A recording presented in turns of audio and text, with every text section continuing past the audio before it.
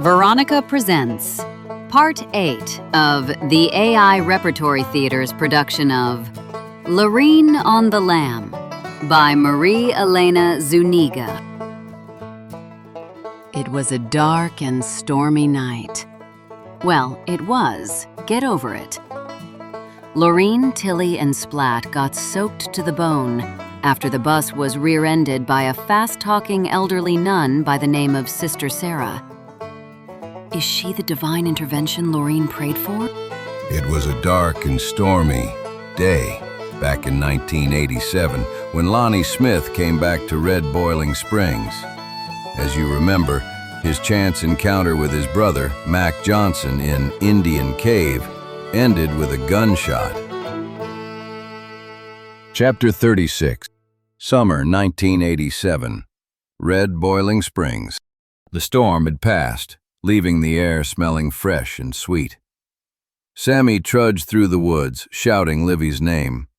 The moon was high, but he still cast the flashlight before him in wide arcs, seeing nothing but trees and bushes. He was worried. Even though it was summer, it could get chilly in these hills at night. Livy could catch cold and get sick. Last thing he needed right now were doctor bills. "Livy!" he shouted. "Where are you? Answer if you can hear." A dread sank in his stomach that something terrible had happened to her. That feeling clung to him like the damp night air, not just because Livy was missing, but because of what Nathan had told him. Sammy never would have believed that of Mac, he being such a good Christian and all. Now, the more he thought about it, he wasn't sure he had the courage to go through with their plan. Kidnapping Lorene, blackmailing Mac because of what they knew. What if something went wrong? What if Mac refused? With everything? He sighed in frustration. He'd be stuck here in this flea-bitten town for the rest of his life. That is, if he managed to stay out of jail, or stay alive. Either way, he felt doomed. He headed toward the cave. Surely Livy hadn't been stupid enough to trudge up there, especially at night. He had told her 100 times to stay away from that place. Walking inside, Sammy flashed the light around. Nothing. He called her name.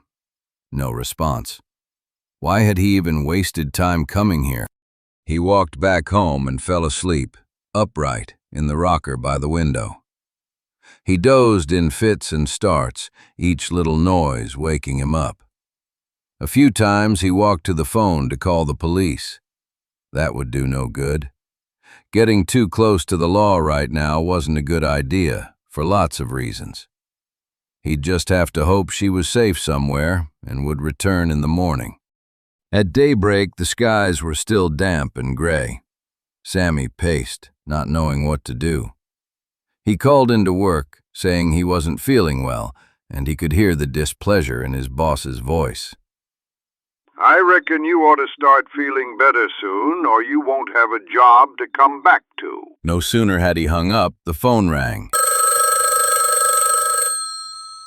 When he heard the voice, his stomach dropped. "I told you, I don't have the money yet, but I will." He hung up, his hand trembling, and upper lip beaded in sweat. He had to find Livy, and then find out where Nathan was. He wasn't going to let Nathan kidnap Lorene, his own flesh and blood. When it suited Nathan's purposes, he ran off and left his daughter. Now it suited him to take her. That wasn't right in Sammy's book. Sammy had stayed on to care for his sister and could have run away. But he did what he had to do. No, this wasn't sitting right for Sammy anymore. Sure, he needed the money, desperately, but he didn't want to be part of foul play. He had to make sure Nathan hadn't hurt Lorene, so he walked over to Mac's house, knowing that he was still at the sawmill. After threatening him as he had, Sammy had no desire to run into him. Besides, Gert might have spotted Livy somewhere. When he got there, Gert was taking down wash from the line in the side yard. She looked up at him from behind a clump of sweaty hair dangling from her forehead. "Sammy, surprised to be seeing you here." She didn't seem like anything was wrong. If Gertrude had seen Nathan, or if Laureen had come to harm, it'd show on her face. Sammy knew that. It ain't social, Gertrude. Livy's gone missing, and I was wondering if you seen her anywhere. Gertrude placed a hand on her lower back as if it ached and gave a small smile. You know how she is, Sammy. Always running off and coming back when it suits her. I'm sure she's just fine and will turn up. Sammy stood there, silent. He wondered how much Gertrude knew about anything. How's Mac? She seemed puzzled. Right as rain, I reckon. He should be home for dinner around noon, like he always is. And Laureen? Gertrude gave a curious smile. You surely are full of questions this morning. Truth of it is, she's out there in those woods somewhere. But Lord knows what she's up to. That child worries me to death these days. Sammy's stomach fluttered. If Laureen was in the woods, she'd be easy prey for Nathan. He didn't think Nathan would actually hurt her as he promised, but he couldn't be sure.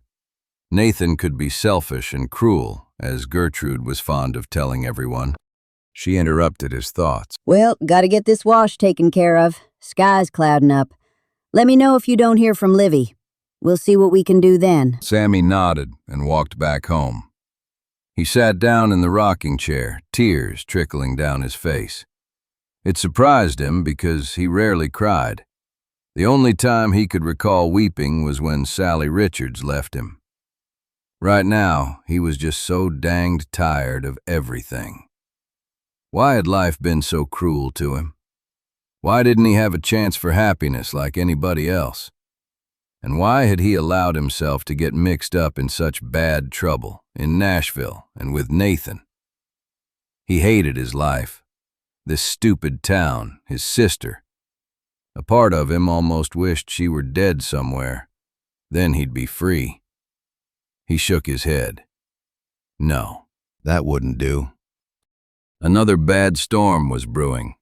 He paced in front of the phone, debating yet again about calling the police over in Lafayette.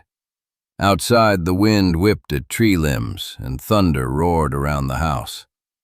Lightning flashes lit up the living room.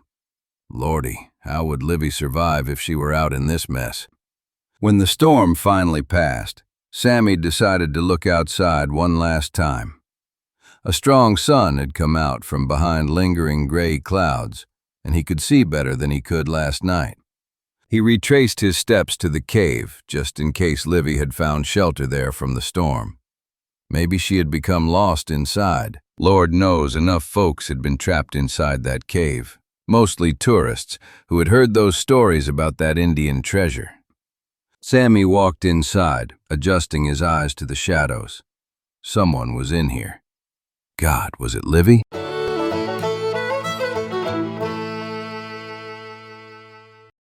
Chapter 37. The wet nun sat on the side bench next to Tilly. Splat assumed his position of kidnapper, gun pointed at Laureen. She cranked up the bus again, and they were on the road. At least the storm had passed. Ahead, light was rimming the horizon. They'd have to pull off somewhere soon. Tilly sniffled, rubbing her cheek, which was now shades of purple, blue, and yellow. Here, let me take a look at that, The nun said. Let her be. Splat shouted. I'm only tending to the bruise the one you caused. If you're not happy with that, you can shoot me now. Splat snarled and turned back toward minding Laureen. We really need to find a place to hide soon, She said, her heart racing. Splat nudged the muzzle of the gun into Laureen's back. No, that nun's gonna be reported missing soon, and the police will find her car. Police are already looking for this bus. We gotta keep moving. It's still dark and we'll keep to country roads. I'll take my chances. The nun stood up and told Splat she was going to see if she could find some ice. Laureen thought Splat was going to blow a fuse at first. Then he calmed down as the nun stood there, daring him with her expression. All right, but no funny business. The nun came back a few minutes later, carrying a bundle of towels and a plastic bag filled with ice cubes. Here, She said, throwing some towels at Splat, who jumped. I thought it would be nice if we could all dry off. Splat grimaced.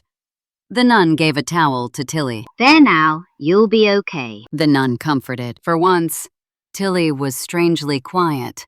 That was a big deal in Lorraine's book, as Tilly never shut up. Maybe she was in shock. Lorraine heard the two of them rubbing down, while Splat did the same with one hand, and she did the best she could while driving. It felt good to get some of the wet off of her. She toweled her short-cropped hair, which, when she looked in the mirror, was spiked up like some of the gals in prison who had done hard time. Here now, The nun told Tilly. hold this ice on your face and it should help bring the swelling down. They drove on for about 10 minutes in silence. It scared Lorraine. She never thought she'd want to hear Tilly's mouth going again, but right now, it'd be a welcome diversion to the cold quiet. When it was like this, anything could happen. So what's a nun do exactly? Lorraine asked, while she read a sign that said they were on the outskirts of Memphis. Did I say you could talk? No talking. Splat ordered. Lorraine looked in the rearview mirror at him. His face was looking white, like biscuit dough, and his words came out wheezing, like he was having trouble breathing. Ain't no harm in talking. We got a ways to go, and it helps break up the time. Lorraine said. I agree. The sister said, and she was off and running, talking about how nuns took 3 vows of poverty, chastity, and obedience, and how she was working in the local Catholic church, but mainly at the shelter for abused women in Carthage.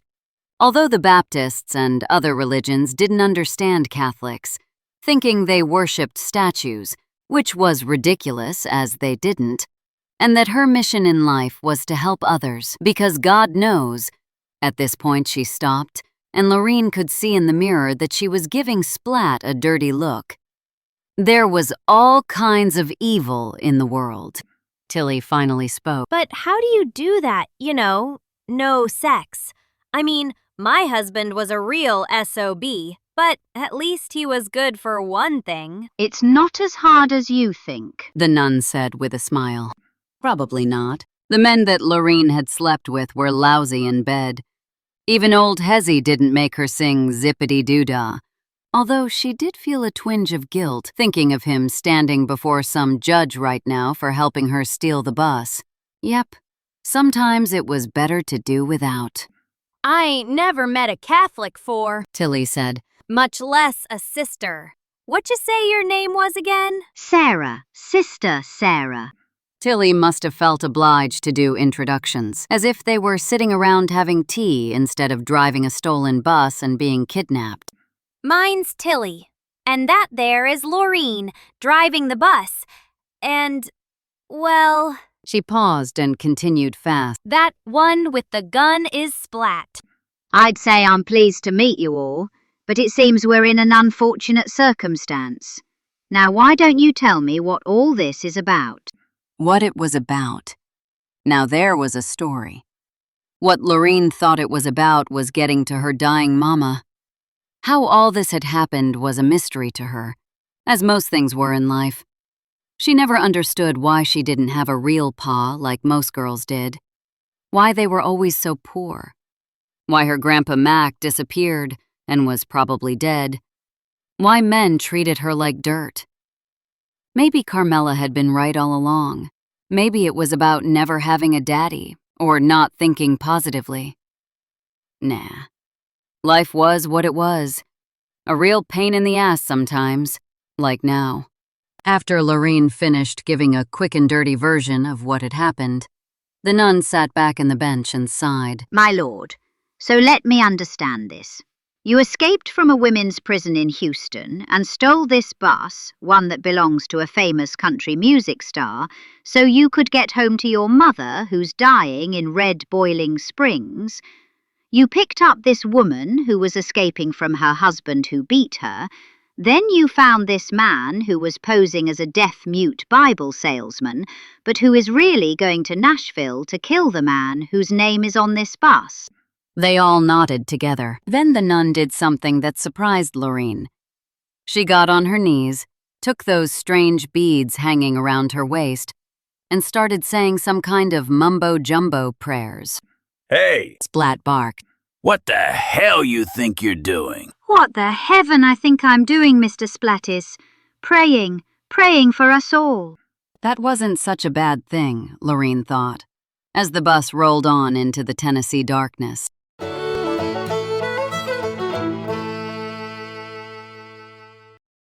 Chapter 38. Summer, 1987. Red Boiling Springs. The fear shrouded Livy, just like the cold, damp air in this cave. The storm was passing, but outside night had come, an owl hooting in the distance. Inside it was even blacker, making her eyes see dancing white spots. She began to crawl, but which way was she crawling? Was it toward the opening or deeper in the cave? She started to giggle and sang snatches of amazing grace, her voice bouncing back to her in the silence as she kept pulling herself along the dank, musty cave floor. After a few minutes, she was exhausted, her leg throbbing in pain. What was it her mama had always said? Something from one of them first ladies.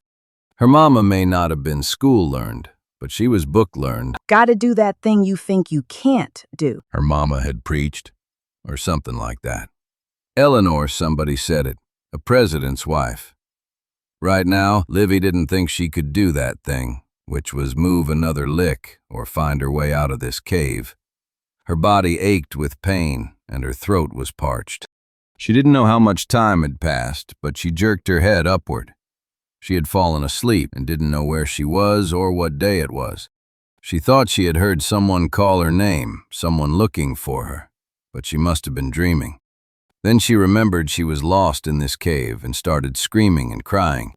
From here she couldn't see much, only a faint light that found its way inside. Livy reckoned it must be daybreak. She looked around. She had crept into some kind of narrow passage and was lodged behind a boulder. Lord have mercy, she was so hungry. If she ever got out of here, she would never complain to Sammy again about cornbread and beans. She'd give anything to have some right now.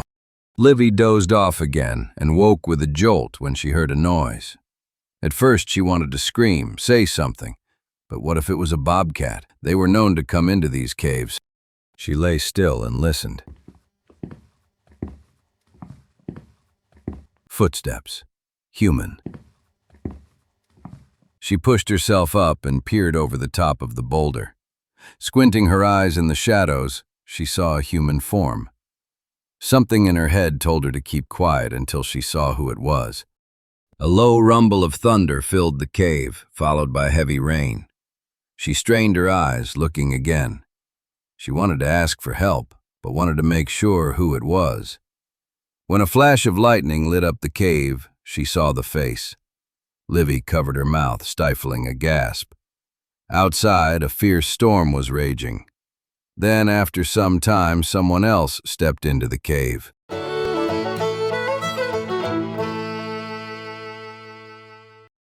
Chapter 39. When they were about 50 miles outside of Memphis, Lorene told Splat they had to get off onto a side road soon, and she needed to look at a map. The bus had one of them GPS contraptions, but she didn't know how to work it. Doing prison time, she had been behind the technological or digital or whatever kind of curve it was these days, but it didn't make her know never mind, because Carmela would have warned her that people were making all that stuff their god anyway. Whatever. Right now, Lorene needed a hands-on map. She rifled around in the glove compartment and found what she was looking for. The daylight was growing stronger, and she knew they had to be hidden or else get caught. Okay, but I got the gun on you. Yeah, like I could forget. You might also want to consider food. I'm sure the nun, Sister Sarah over there, is hungry, and I know I'm overdue. I also need a pee break. Lorene idled the bus to a shoulder beneath a clump of pine trees and studied the map while Splat ordered the nun to make them some sandwiches. If you try anything funny... I know, The nun interrupted. you'll kill one of these women. Don't worry, Mr. Splat. I'll be back in a few minutes with food once I find my way around back there. The nun was taking longer than Splat liked, and he ordered Tilly to go check on her. The two finally returned and gave peanut butter and jelly sandwiches to Lorene and Splat. Bathroom break? Lorene asked, smirking at Splat. Okay, but anything funny. Yeah, we know the drill. In the bathroom, Lorene saw the phone. She had forgotten about the phone. She wondered if Sister Sarah had seen it there and tried to call someone for help. If she did, they were all sunk. Sure, Lorene wanted to be rescued from that dirtbag Splat more than anybody, only she didn't want to be sent back to jail. She picked up the receiver and listened. No dial tone. Good. Maybe it had disconnected somehow with all the crashing and bumping going on. As she sat on the toilet, always her best thinking time, she glanced around again at the girly magazines, the note that Montgomery had scribbled about some kind of contract, and wondered what she was going to do. She decided she had to join forces with Splat, can't beat them kind of thing. They both had a common purpose, to get to Nashville or thereabouts. Only she had to make sure to keep herself, and maybe Tilly, and of course the nun, alive in the process. How to do that? First things first, get to Nashville. To do that, they needed to make themselves less obvious. They needed to ditch this whale of a bus and find some other way to get there. It was time to steal another vehicle, but where and how? And would Splat go along with it, since he had all the power? Of course he would. He knew that being on this bus was risky, that the police could catch them at any minute.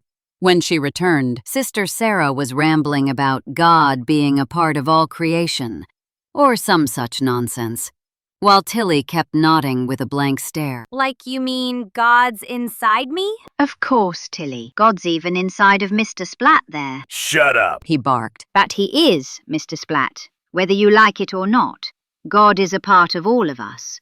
We're the ones who push him away with our free will. Well, I don't think God was inside my prick of a husband, Tilly said. Oops, sorry, sister. He was such a mean man. How could God be inside him, like he's inside Splat over there? Sometime I'll read the story of the prodigal son in the Bible to you. I think it will explain a lot.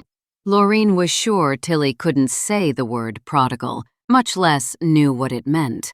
She herself had some recollection of it from her grandpa, about the son turning to whoring and spending and such, but that's all she could remember about that.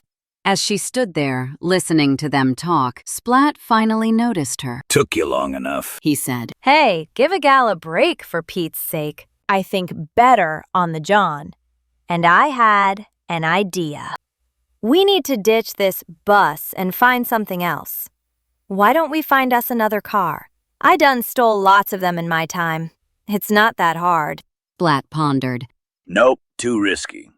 Besides, I like the idea of riding to kill Montgomery in his own bus. Sister Sarah grunted and then made some funny motions with her right hand to her forehead and shoulders. Okay, but don't say I didn't warn you. You get caught, we all get caught, and it's the slammer for us all. Except Sister Sarah there. And maybe Tilly. She didn't do no wrong. God loves us no matter what we do, Sister Sarah said. Mr. Splat, please think about it. God forgives you no matter what you do. That's right. Tilly chimed in. I do remember that song from Bible school. Yes, Jesus loves me. And you should have read that in some of them Bibles you was selling. Don't care about God and his forgiveness. He can have it. I want me some money and aim to get it. But why do you need the money, Mr. Splat? The nun asked. There are other ways to get it. Proper ways. Like work? Like walking and driving my butt off to sell lousy Bibles and get nothing back? Like flipping burgers at a fast food joint? Nope. I'm gonna get it quick, easy, and clean. No fuss, no muss. Besides, I have a wife who wants the finer things in life, and I mean to get them for her.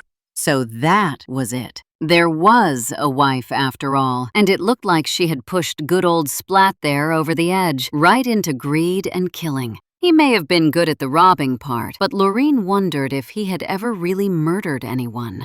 It began to dawn on her that, as to the killing part, maybe Splat was a real amateur.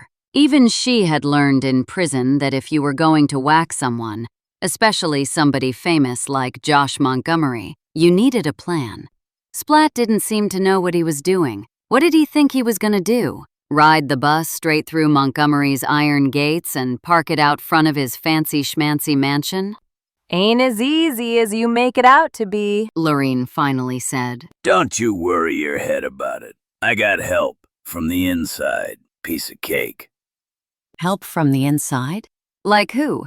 Didn't matter. Lorene needed to figure out how to get rid of Splat before he got rid of them. Most of all, she needed to get home to her mama. It had been years since she had seen her. Too long. Maybe this forgiveness thing wasn't just about Splat, but her too. Maybe she and her mama had some fences to mend. Her mama had tried to be good to her, but she was always off working at the Donahoe's dining room.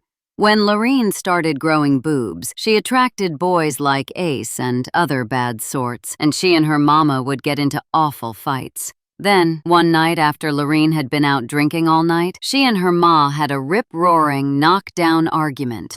The next morning, Lorene left without so much as a goodbye and never looked back. She wasn't in touch with her mama for years until she ended up in prison. She wrote her letters and her mama answered back. Then she was paroled and her mama's letters stopped coming, and they somehow found her again when Lorene landed back in prison. Now her mama was dying. Lorene sighed. Yep, there were some things that needed to be said between them. Splat ordered Tilly to be the next driver, which Lorene was glad for. She needed the rest. She also had to convince Splat that stealing another vehicle was what they needed to do next. They were in a tight spot and had to find a way out. As she sat next to the nun, Lorene wondered why a woman would choose a life like that. What made her want to give up all the good stuff for absolutely nothing? Then she started wondering about God, praying, death, and what really was important in life.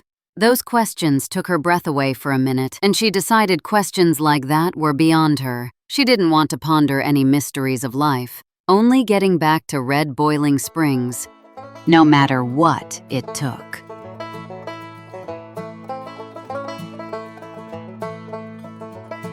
We hope you enjoyed Part 8 of AIRT's production of Lorene on the Lam by Marie Elena Zuniga. For more stories, visit veronicapresents.com. You can help us grow our audience by rating and reviewing this show. Lorene on the Lam is available in print and ebook editions on Amazon.com. Thanks for listening.